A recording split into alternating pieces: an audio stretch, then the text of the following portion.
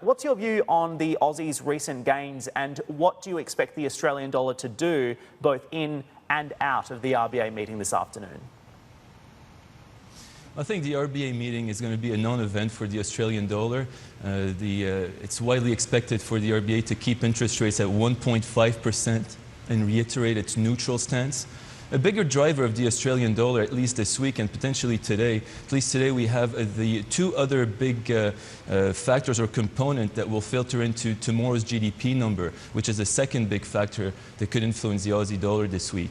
And in our view, we're looking for Australia's economy, in fact, to accelerate at a quarterly pace of 0.3%. That would be in line with consensus.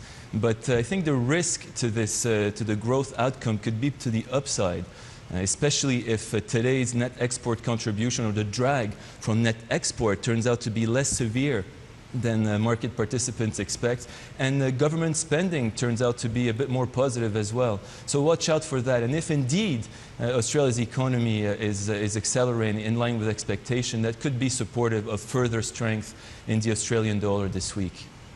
Okay, so to what level would you see levels above 75? Potentially, that's right. I mean, towards the end of the year, we expect the Australian dollar to edge higher towards 76, 76.50. But that's in a combination of domestic factors as well as international development that would be supportive of the Australian dollar.